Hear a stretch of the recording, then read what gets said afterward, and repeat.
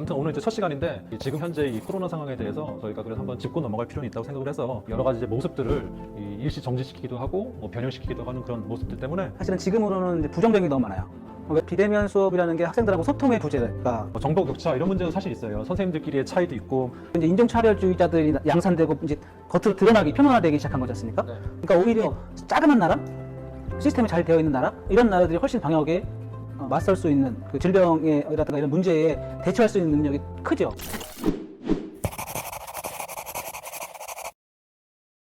지금 말씀하신 거는 결국 이제 보건 체계, 위기 관리 체계를 말씀하시는 것 같아요.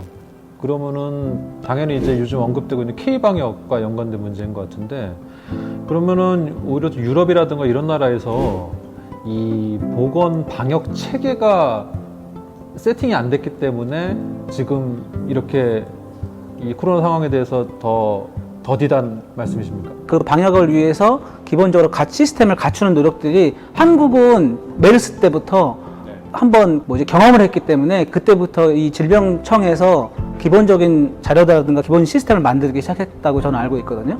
네. 그런 노력들이 있었는데 그러니까 선진국이라고 하는 나라들은 그런 게 많이 부족한 거죠. 그래서 K-방역이 성공할 수 있었던 건 그냥 성공한 게 아니라 그 이전에 과정들을 밟아왔기 때문에 차근차근. 저는 좀 다른데 지금 이제 전 선생님 얘기가 이걸 이제 행정적이고 관리라는 차원으로 한번 보시는 것 같아요. 그런데 이제 유럽이 지금 선생님 말씀하신 것처럼 저는 정확한 모르지만 그런 체계가 제도적으로 안 잡혀 있다 치더라도 그거보다 저는 개인적으로는 좀 문화적인 문제인 것 같거든요.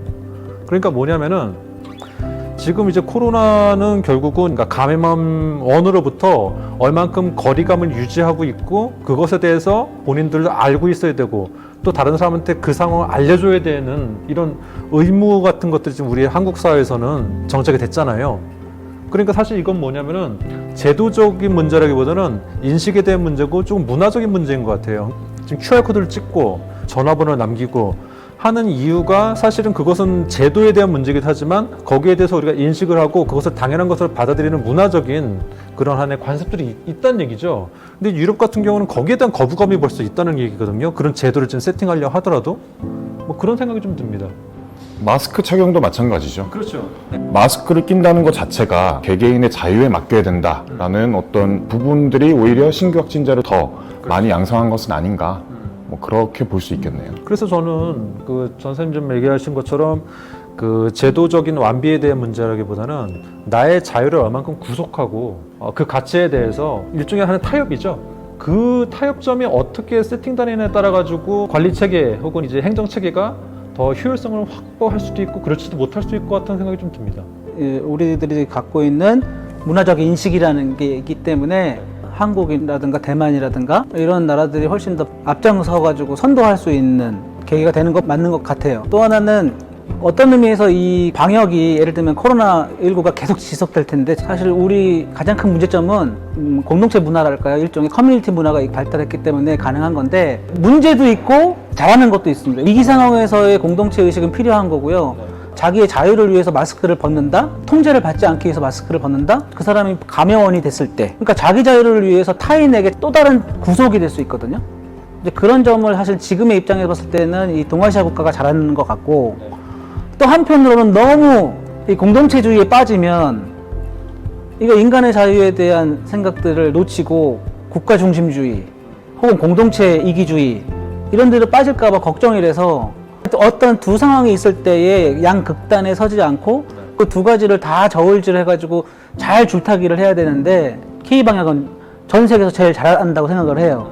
근데 이게 2년, 3년, 4년 뒤에는 제가 또 다른 이야기를 반대되는 이야기를 할 수도 있을 것도 같아서 그런 점에서 조금 헷갈려요, 사실은. 근데 현재 상황에서는 저희가 뭐 대표적인 사례로 작년 이제 9월 21일자 타임지 표지가 이제 항상 타임지는 빨간색 표지인데 검은색 표지로 나왔습니다. 그래서 거기에 20만이라는 숫자가 들어있고 On America Failure 해가지고 미국의 실패에서 처음 이제 코로나 확진자가 발생한 2월부터 그때까지 이 일자와 확진자 숫자가 쫙 도배돼 있거든요. 근데 타임지가 검은색 표지를 처음 쓴 게 사실 9.11 테러 때 한번 쓰고 이번에 썼단 말이에요. 그래서 거기 이제 표지 미술 담당 존 머브 루디스라고 돼 있는데 이 표지가 이 재앙에 둔감해진 이들의 주의를 환기시킬 수 있길 바란다라고 되어 있거든요. 근데 그 시기가 그때 당시 미국의 어떤 대선과도 연결이 돼 있었고 당시에 이제 뭐 대통령이었던 사람이 당당히 마스크를 벗고 다니고 그런 어떤 퍼포먼스도 보여줬었잖아요. 근데 그런 것들에 대해서 스스로 본인들이 이제 실패했다라고 얘기한 걸 보면은 현재까지는 지금 K방역에서 좀 추구하는 방향성들이 아직까지는 좀 맞는 것이 아닌가 그렇게 볼 수 있지 않을까요? 약간 좀 결이 좀 다를 수도 있지만 그 큰 틀에서는 좀 저희가 이제 같이 좀 논의해 볼 수 있는 그 사례죠. 한 주장인 것 같아요.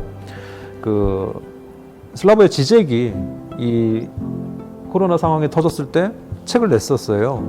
팬데믹 패닉이란 팬데믹 패닉에서 이제 보게 되면은 전체의 어떤 그런 논조로 보게 되면은 그런 좀 느낌이 들었습니다. 물론 이제 지젝이 좀 사회주의적인 어떤 그런 그 생각 이념들을 좀 갖고 있는 학자이기도 한데 이 상황에 대해서 새로운 하나의 어떤 그런 사회주의에 대한 가능성을 우리가 찾을 수도 있고 혹은 또 이제 그러한 증거들이 지금 말씀하신 것처럼 뭐 예를 들어서 이제 유럽이라든가 혹은 이제 자유주의 이념들이 상당히 이제 강조되고 또 이제 그 가치를 이제 아주 이제 높이 삼는 국가들보다 오히려 지금 선생님 말씀하신 것처럼 일종의 국가의 통제라든가 혹은 사회가 갖고 있는 어떤 공권력에 대한 문제가 그 예전의 어떤 그런 공산주의와는 다른 방식으로 새롭게 또 그러니까 사회주의 예전에 어떤 사회주의 국가 20세기 초반부터 20세기 전반에 있었던 그런 체제들과는 다른 방식으로 작동될 수 있는 가능성을 좀 얘기했다라고 저는 이해를 했습니다.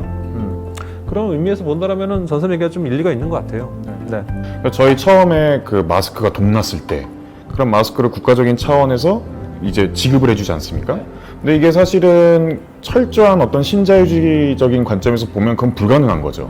그러니까 오히려 그런 것에 대해서 기댈 수밖에 없고 이런 환경 속에서 그런 오히려 공산주의란 말을 꺼내진 않지만 그런 어떤 공통으로 사람들에게 지급되는 것들을 보게 되면 이 기존의 우리 사회를 좀 우리가 긍정했었던 그런 어떤 신자유주의적인 관점에 대해서는 스스로들 다들 이것의 위험성이라든가 아니면 그런 부분들에 대해서 좀 생각을 하는 것 같아요.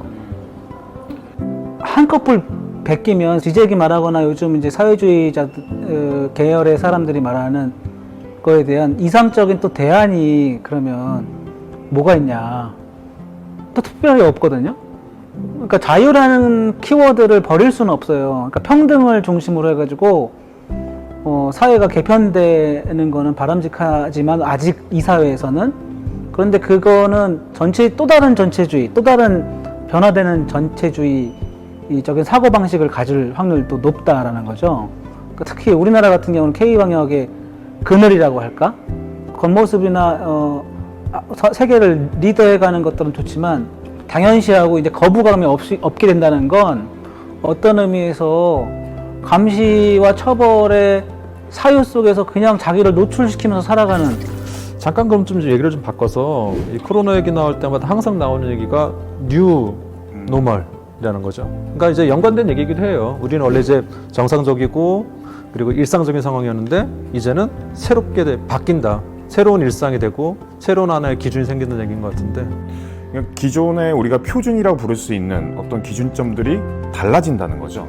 그래서 원래 뉴노멀이라는 어떤 용어 자체가 물론 코로나19 이후에 많이 나왔지만 사실 경제 위기 때, 세계 경제 위기 때 처음 나오지 않았습니까? 그래서 이런 경제적인 불안정성이 오히려 우리가 일상에서 안고 그래서 예측 불가능한 상황이 계속 나타날 것이다 라는 걸 전제에 두고 계속해서 이제 표준을 세우는 것들인데 결국 코로나19에서도 이런 뉴노멀이라는 말을 사용한다는 건 이것이 일시적인 예외 상태가 아니라 이것이 또 하나의 일상으로 받아들여지기 위한 그래서 기존에 우리가 일상이라고 치부했던 것들에 대한 반성 이런 것들이 이 뉴노멀이라는 용어 안에 같이 들어있는 것 같습니다. 어쨌든 바뀌었다는 얘기인 것 같아요. 코로나 때문에 바뀐 겁니까 사실은 이게? 코로나가 직접적인 계기가 된 거죠. 그러니까 비정상적이라고 생각하는 것들이 이제 일상으로 들어오게 되면서 더 이상 이것이 잉여적이라거나 아니면 정상이 아니라거나 이런 것이 인식이 아예 바뀐 것 같습니다. 그러면은 이 뉴노멀에 관련돼 가지고 전 선생님은 혹시 본인도 이제 이렇게 새롭게 나도 뭘 시도했다라던가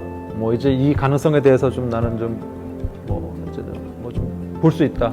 그러니까 어쨌든 뭐 저기 우리가 강의하려고 솔루션을 공부를 할 수밖에 없었던 거죠. 근데 컴퓨터 잘 활용하지 못하는데 워드만 쓰긴 하는데 그러니까 배워 쓸 수 있고 비일상적으로 사용할 수 있는 무기를 하나 가질 수 있게 된 거. 어찌 보면은 그 지금 말씀하신 게 그런 게 이제 뉴노멀을 그 실제 체감하는 그런 것 같습니다. 그 학생들한테 가르칠 때도 마찬가지인데 세계를 정의할 때는 우리 일반 대중들이 정의하는 게 아니라 큰 대기업이 됐든 어떤 거대한 덩어리들이 결정을 하거든요. 저는 거기 굳이 따라갈 필요가 있을까라는 생각을 해요, 늘. 네, 좀 이해했는데 제가 정리를 해드릴게요. 그러니까 약간 좀 제가 동의하는 부분이 있는 게 뭐냐면은 일종의 마케팅적인 용어라던가 정치적인 용어일 수 있다는 생각도 듭니다. 이 코로나 상황이 뉴노멀인 거는 맞는데, 근데 이것이 극복됐을 때 예전의 모습을 찾을 수 있잖아요. 그럼 그때도 뉴노멀이 지속되는 겁니까? 그러니까 이제 아까 슬라보의 지적 책 얘기가 나왔는데 거기서 이런 말이 나와요. 비록 삶이 결국 어떤 식으로든 일상과 흡사한 것을 돌아가겠지만 집단 감염 이전의 경험과 동일한 일상은 아닐 것이다. 이 말은 결국 코로나 이후에 우리가 포스트 코로나라고 부르는 것 시대가 뉴노멀의 시대가 되겠죠. 지금은 아직 그 기존의 질서를 지탱하고 있던 여러 가지 표준들이 무너지기 시작하고 이런 것을 새롭게 세우는 시기고, 그런 게 완전히 세워졌을 때 그것을 뉴노멀이라고 부르고, 그게 다시 일상이 되고 새로운 것이 또 돌아오게 되면 계속 이제 뉴노멀이 반복된다고 봐야 되지 않나요? 그러니까 그게 사실은 레토릭인데 저는 개인적으로 봤을 때 그러니까 학자들이 만들어내는 용어가 사람들한테 깊이 박히죠. 필요하다고 생각을 하는데 어떤 세상에든 뉴노멀 아닌 시대는 없었다라고 생각해요. 저는. 그러니까 우리가 감각이 둔해져서 늘 똑같은 일상을 산다고 하지만 늘 똑같은 일상은 없어요. 체감을 그렇게 하는 거지. 근데 그 표현을 그렇게 한 거거든요. 그러니까 저도 동의를 해요. 코로나가 종식돼도 예전의 일상으로 돌아갈 수 있냐? 말도 안 된다, 그거는. 상식적으로. 그러니까 저는 뉴노멀이 됐다고 해서 뭐 예를 들어 우리 강의 얘기를 하면 비대면 강의만 한다 이런 얘기가 아니거든요. 안동대 같은 거 케이스를 예를 들면 우리가 2학기 때 대면 강의, 1학기 때부터 이제 대면 강의 시작했잖아요. 근데 중간에 2주 동안 신규 확진자 발생해가지고 비대면으로 갑자기 바뀌었잖아요. 근데 비대면 때 처음에 우리가 2020년 1학기에서 보였던 혼란은 거의 없었단 말이에요. 이미 그때 같았으면 계속 비대면이었을 거예요. 2주가 아니라 그 뒤. 아니 수업이 아예 안 이루어졌을 수도 있어요. 갑자기. 갑자기 셧다운 돼가지고. 근데 어쨌든 공지사항 듣고 우리가 2주 동안 잘 진행을 했잖아요. 그런 거 그리고 다시 대면으로 바뀌고 이게 자연스럽게 흘러간 것 자체가 사실은 우리가 뉴노멀적인 어떤 현상? 좀 사례라고 볼 수 있고요. 그래서 전에 있었던 일상으로 돌아갈 수 없지만 그게 전에 있던 일상을 아예 뭐 무시하거나 이런 얘기는 아니거든요. 뭐 그만큼 어떤 이 대응력이라든가 아니면 삶의 편폭이 넓어진 오히려 그런 부분에서 좀 긍정적인 부분을 찾을 수 있을 것 같습니다. 저희가 좀 정리를 좀 해볼 시간이 좀 된 것 같아요. 어쨌든 우리가 이제 첫 시간에 이제 오늘 코로나를 다룬 것은 저희가 이제 살아오면서 지금 이 코로나 상황처럼 이렇게 우리의 어떤 그런 패턴을 바꿔놓은 상황은 한 번도 없었던 것 같아요. 확실히. 그래서 이제 저희가 이제 뭐 코로나를 오늘 첫 시간 다루었고, 그래서 우리가 오늘 뭐 학교 얘기도 했었고, 뭐 일상적인 얘기도 했었고, 뭐 약간 좀 거시적인 얘기도 좀 해봤고, 어찌 보면 오늘 이제 정리를 잘 못했다라면은 그 이유는 어쨌든 코로나는 한 번도 경험해 본 적이 없기 때문에 학습한 적도 없었고, 뭐 참접점이 없었기 때문에 그랬던 것 같습니다. 요즘 힘드십니까? 많이 힘들어요. 네, 코로나 때문에? 네? 코로나 때문에? 네, 저는 마스크 정말 싫습니다. 알겠습니다. 많이 힘드세요? 저는 좀 익숙해진 것 같습니다. 마스크 끼고 잠도 잘 수 있어요, 요즘. 조심하세요. 그러면 안 돼. 아직 뭐 선생님 아직 힘드시고 뭐 좀 익숙해지셨고, 링콘 첫 시간이었습니다. 그래서 오늘 코로나 얘기를 좀 이렇게 나눠봤고요. 오늘 이제 마무리 저희가 이제 지으려고 합니다. 네, 이것으로 오늘 링콘 첫 시간 마무리하도록 하겠습니다. 오늘 코로나에 대해서 얘기 나눠봤고요. 다음 시간부터는 좀 더 재밌고 참신한 얘기로 여러분들 만나도록 하겠습니다. 모두 다음 시간 뵙기를 바라면서 인사하시죠. 또 봐요. 안녕. 됐나요? 네. 하셨던 것 같아요. 오늘 첫 시간인데, 선생님. 아, 진짜 유튜버는 아무나 하는 게 아니다.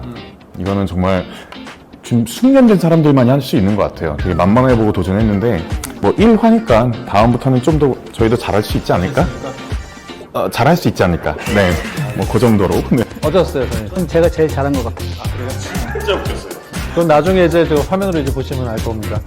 네. 아, 저요? 이걸 왜 시작했나 싶어요? 그렇죠. 네.